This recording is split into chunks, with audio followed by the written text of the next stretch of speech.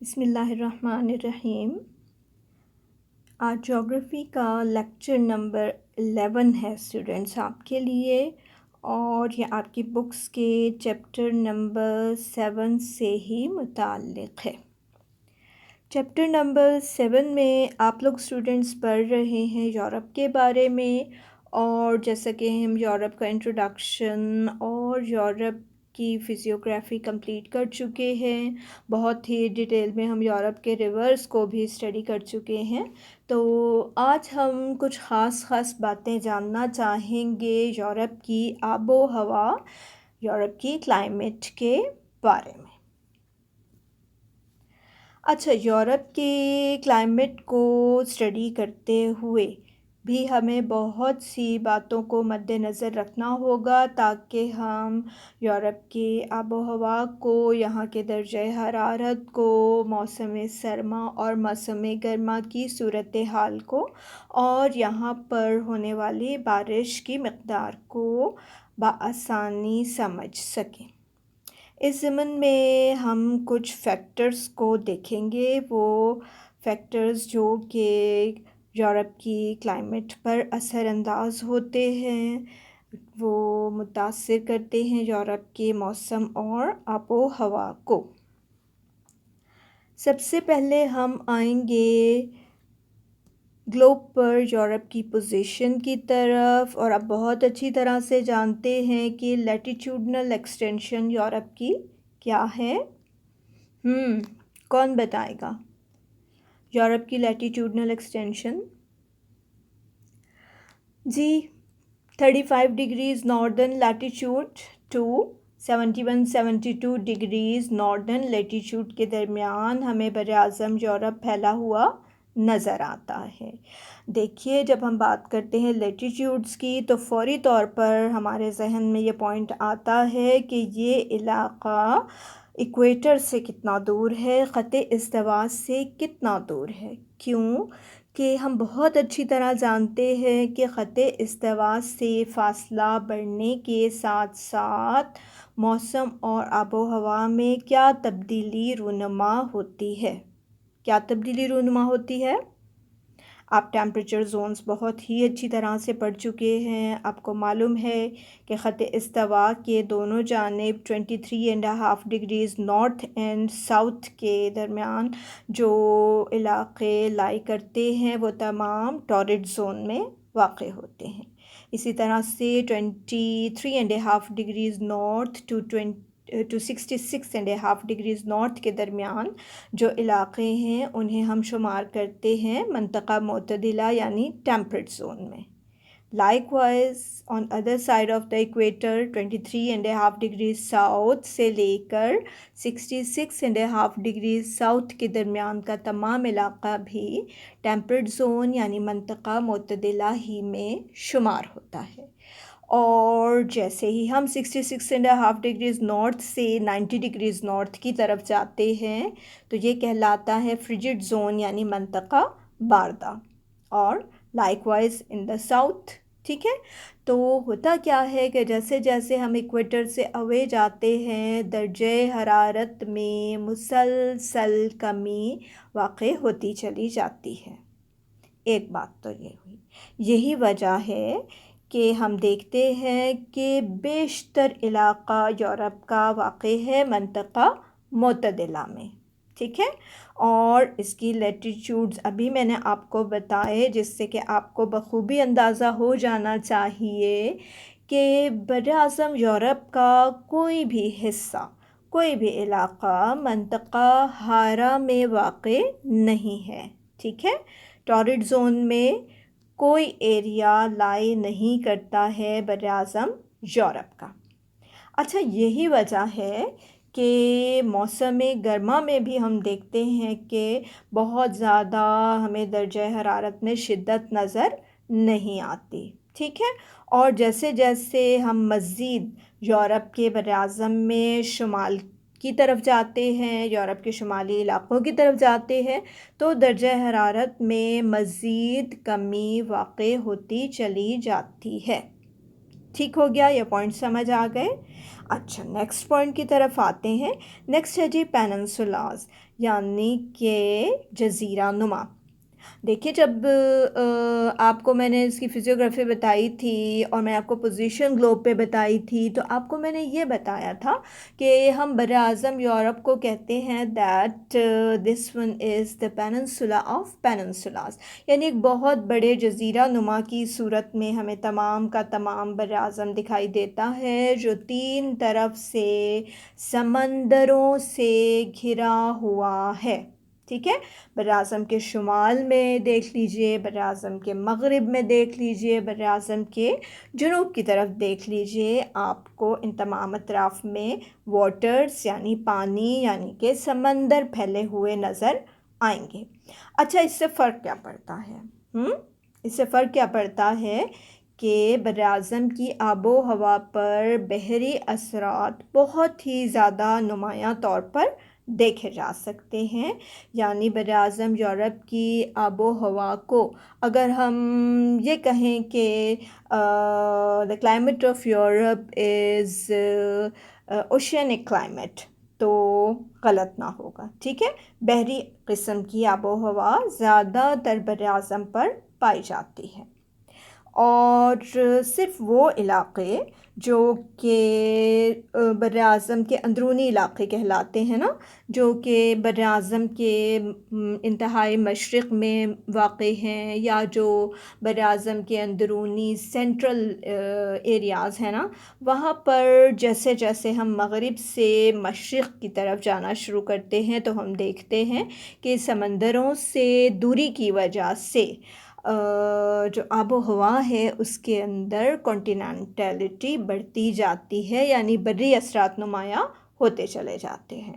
اب بحری اثرات اور بری اثرات میں کیا فرق ہوتا ہے، ذرا جلدی سے یہ بھی سوچ لیجئے۔ ہاں جی، سوچ لیا؟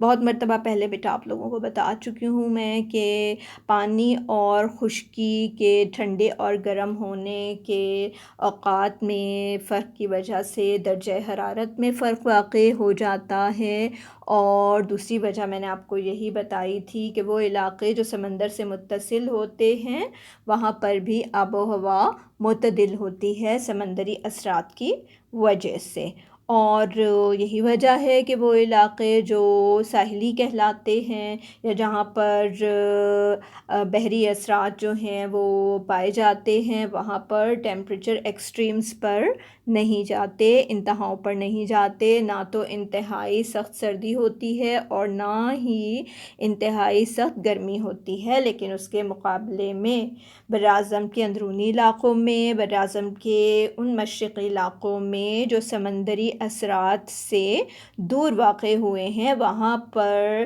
ہمیں درجہ حرارت کے اندر ایکسٹریمز تھوڑی بہت دکھائی دیتی ہیں، یعنی گرمی بھی زیادہ ہوتی ہے اور سردی بھی زیادہ ہوتی ہے بنسبت ساحلی علاقوں کے، اور یہی وجہ ہے کہ وہاں پر درجہ حرارت کا تفاوت بھی مغربی علاقوں کی نسبت کافی زیادہ ہوتا ہے۔ ٹھیک ہو گئی بات؟ اچھا جی، ایک اور بات جو اہم ہے وہ ہے ڈائریکشن آف ماؤنٹین رینجز۔ یہ بڑی دلچسپ اور بڑی ہی اہم بات ہے، وہ یہ کہ جب ہم نے اسٹڈی کیے تھے نا یورپ کی فزیوگرافی کے اندر یورپ کے پہاڑی علاقے اور اپ لینڈز، تو ہم نے یہ دیکھا تھا کہ زیادہ تر جو یورپ کے پہاڑی سلسلے ہیں، پہاڑی علاقے ہیں، وہ ویسٹ ٹو ایسٹ پھیلے ہوئے ہیں۔ ٹھیک ہے، جس کی وجہ سے کیا فائدہ ہوتا ہے کہ وہ سمندروں سے آنے والی ہواؤں کے متوازی سمت میں واقع ہیں اور ہواؤں کے راستے میں رکاوٹ نہیں بنتے ہیں۔ یہی وجہ ہے کہ مغرب کی جانب سے، بحر اوقیانوس کی جانب سے آنے والی ہواؤں کے راستے میں، مغربی ہواؤں کے راستے میں رکاوٹ نہیں بنتے ہیں، اور بر اعظم کے کافی اندر تک یہ ہوائیں بحری اثرات لے کر آتی ہیں، موسم کو معتدل بھی بناتی ہیں اور بارش برسانے کا باعث بھی بنتی ہیں بہت سے علاقوں میں۔ ٹھیک ہو گیا. یہ ویسٹرلیز کے اثرات بہت زیادہ ہیں، مغربی ہواؤں کے اثرات بہت زیادہ ہیں، جو کہ مغربی ساحلوں پر نہ صرف بہت زیادہ بارشیں برسانے کا باعث بنتی ہیں، بلکہ ان کی پینیٹریشن بر اعظم کے اندر بھی کافی علاقوں تک ہو جاتی ہے. ایک اور بہت زیادہ دلچسپ اور اہم پہلو ہے، وہ ہے جی گلف اسٹریم. گلف اسٹریم کیا ہے؟ اوشن کرنٹ ہے. You know it very well. شمالی بحر اوقیانوس میں گلف اسٹریم بہتی ہے، اور جو کہ نارتھ اٹلانٹک ڈرفٹ کی صورت میں، بحر اوقیانوس کی جھال کی صورت میں مغرب سے مشرق کی طرف آتی ہے اور یورپ کے ساحلی علاقوں کے درجہ حرارت کو بڑھانے کا باعث بنتی ہے. اچھا، اس سے فائدہ کیا ہوتا ہے؟ اس سے دو فائدے کافی نمایاں طور پر دکھائی دیتے ہیں.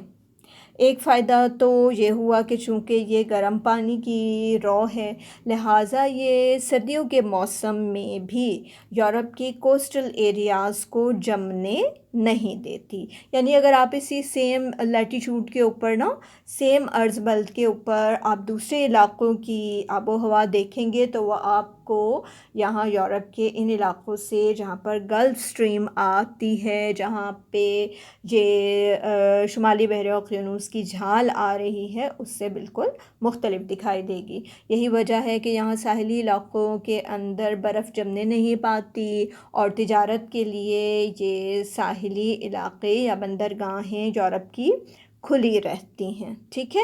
اور دوسرا فائدہ کیا ہوتا ہے کہ چونکہ یہ گرم پانی کی رویں ہیں اور اپنے ساتھ موئسچر لے کر آ رہی ہیں. کس میں موئسچر لا رہی ہیں؟ اس کے اوپر سے جو ہوائیں گزریں گی، ٹھیک ہے نا، وہ بخارات سے لدی ہوئی ہوائیں ہوں گی، اور وہ یورپ کے ساحلی علاقوں میں اور کچھ حد تک اندرونی علاقوں میں بھی بارش کی فراہمی کا باعث بنیں گی. ٹھیک ہو گیا. یہ میں آپ کو کافی جو موٹی موٹی باتیں ہیں نا وہ بتا رہی ہوں. ٹھیک ہے. اچھا، نیکسٹ ہم دیکھتے ہیں میڈیٹرینین کلائمیٹ. اچھا، یہ بھی ایک بات ہے کہ جو میڈیٹرینین ٹائپ آف کلائمیٹ ہے نا، وہ بھی اپنے اثرات یورپ میں دکھا رہی ہے. اچھا، رومی خطے کی آب و ہوا ہمیں نظر آتی ہے، یقینی بات ہے. بحیرہ روم کے ارد گرد جو علاقے، جو ممالک واقع ہیں، وہاں پر رومی قسم کی آب و ہوا پائی جاتی ہے. اور یہ علاقے کہاں پر ہیں؟ یہ علاقے یورپ کے جنوبی حصے میں واقع ہیں. ٹھیک ہے. اس میں 3 بڑی پیننسولاز جو ہیں وہ یورپ کی آ جاتی ہیں، اور ساحل پر موجود ہونے کی وجہ سے کچھ ساحلی اثرات ہیں، اور کچھ یہ علاقے چونکہ جنوب میں موجود ہیں نا، تو لہٰذا یورپ کے باقی علاقوں کی نسبت یہاں پر ہمیں ٹیمپریچر بھی کچھ بڑھا ہوا دکھائی دیتا ہے. آپ کو رومی خطے کی آب و ہوا کے بارے میں معلوم ہے نا؟ کیا معلوم ہے؟ خوشگوار آب و ہوا ہے. ٹھیک ہے. اور ونٹرز کیسی ہوتی ہیں؟ Warm and wet winters, hot and dry summers. Right. اچھا، اور کانٹیننٹل کلائمیٹ کن ایریاز میں ہے؟ یہ وہی جو مشرقی علاقے ہیں بر اعظم کے، یا جو انتہائی اندرونی علاقے ہیں، سینٹرل ایریاز ہیں، پارٹس ہیں کچھ بر اعظم یورپ کے اس طرح، جو کہ سمندروں سے دور ہیں اور جو کہ بارش والی ہواؤں سے بھی کافی حد تک محروم رہتے ہیں. تو یہاں پر ہمیں کانٹیننٹل کلائمیٹ یعنی بری قسم کی آب و ہوا کے اثرات نظر آتے ہیں. ٹھیک ہو گیا جی. تو یہ کچھ ایسے چند فیکٹرز ہیں جو کہ اوور آل یورپ کی آب و ہوا کو نہ صرف متاثر کرتے ہیں بلکہ کافی حد تک کنٹرول بھی کرتے ہیں. ٹھیک ہے. اچھا، جب ہم بات کرتے ہیں نا ماؤنٹین رینجز کی، تو وہ ماؤنٹین رینجز کے ساتھ دوسرا ایک پوائنٹ جو آپ نے یہاں پر اپنے ذہن میں رکھنا ہے وہ یہ ہے کہ الٹیٹیوڈ کے انکریز کے ساتھ ساتھ جیسے جیسے پہاڑوں کی بلندی میں اضافہ ہوتا ہے تو ٹیمپریچر ڈاؤن ورڈز جاتا ہے، لہٰذا وہ برف پوش علاقے جو کہ برف سے ڈھکے رہتے ہیں اور پہاڑوں کی چوٹیاں ہیں جو بلندی پر واقع ہیں، وہاں پر بھی ٹیمپریچر جو ہے وہ کافی کم ہو جاتا ہے. ٹھیک ہے، تو ان چیزوں کو آپ نے اپنے ذہن میں رکھنا ہے. اسٹوڈینٹس، یہ آپ کے سامنے major climatic regions of Europe کا میپ ہے اور اس میں آپ بخوبی دیکھ سکتے ہیں. یہاں پر اس کا یہ انڈیکس دیا ہوا ہے اور آپ کو سب سے زیادہ جو کلر یہاں پہ نمایاں نظر آ رہا ہوگا نا، وہ یہاں پہ یہ سی گرین ٹائپ کلر ہے نا. یہ دیکھیے، یہ یورپ کے کتنے سارے حصے میں آپ کو یہ کلر دکھائی دے رہا ہے. یہ ہے کیا؟ یہ ٹیمپریٹ ریجن ہے. ٹھیک ہے، منطقہ معتدلہ کا علاقہ ہے یہ زیادہ تر. اچھا، اس کے علاوہ جو ہمیں نظر آ رہا ہے نمایاں کلر، یہ آپ کو براؤن سا کلر نظر آ رہا ہوگا. یہ کون سے علاقے ہیں؟ یہ ہائی لینڈ ریجنز ہیں جن کے اندر زیادہ تر الپس کے مختلف پہاڑی سلسلے آ جاتے ہیں. اچھا، پھر جو ہم تھوڑا نارتھ کی طرف جاتے ہیں تو نارتھ میں ہمیں یہاں پر یہ آپ دیکھیے گا پرپل اور موو کا شیڈ نظر آ رہا ہے. یہ جو پرپل ہے نا، یہ تھوڑی سی ان علاقوں کی آب و ہوا کا ظاہر کرتا ہے جنہیں ہم ٹنڈرا ریجن میں شمار کرتے ہیں، پولر ٹنڈرز میں. اور یہاں پر بھی باقی تمام یورپ کے مقابلے میں درجہ حرارت کافی زیادہ کم ہو جاتا ہے.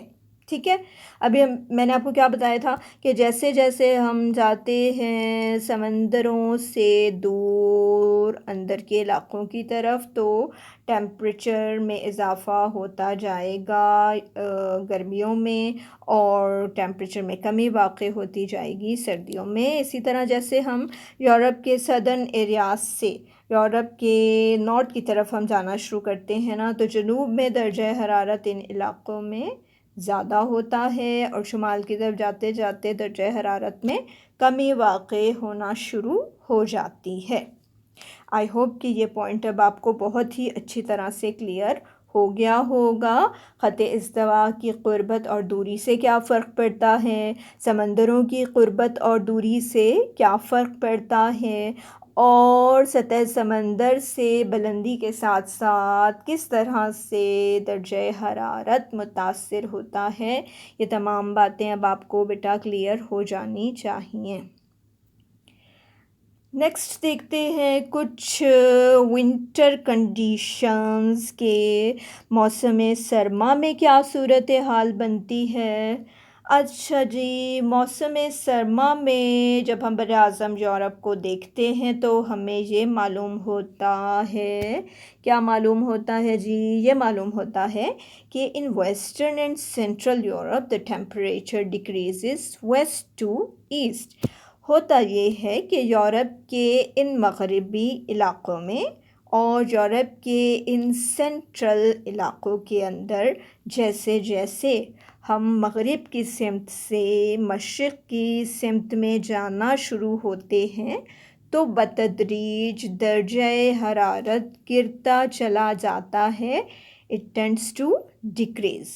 ٹھیک ہے، اب آپ دیکھ لیجئے کہ یہ کون سے علاقے ہیں جو ساحلی علاقے ہیں، مغربی علاقے ہیں جہاں پر بحری اثرات نمایاں ہیں، وہاں پر درجہ حرارت میں اعتدال ہے. اور جیسے جیسے ہم براعظم کے اندرونی اور ان مشرقی علاقوں کی طرف جاتے ہیں جہاں پر کہ بحری اثرات اتنے نمایاں نہیں ہیں، تو موسم سرما میں سردی میں اضافہ ہوتا چلا جاتا ہے. دوسری بات، in Eastern Europe the temperature decreases south to north. ٹھیک ہے، اب یہ جو یورپ کا مشرقی علاقہ ہے اس تمام علاقے میں بھی آپ دیکھیے گے ساؤتھ میں یہ سمندر متصل ہے، لہٰذا جو علاقے سمندروں کے ساتھ ہیں وہاں پر تو معتدل قسم کی آب و ہوا پائی جائے گی. لیکن جیسے جیسے ہم جنوب سے شمال کی طرف جائیں گے سمندروں سے دوری آتی چلی جائے گی، ویسے ویسے ہی درجہ حرارت میں موسم سرما میں کمی واقع ہوتی چلی جائے گی. درجہ حرارت جنوب سے شمال کی طرف بتدریج گرتا چلا جائے گا. In Western Europe, the average temperature remains above freezing point, so know extreme cold hair.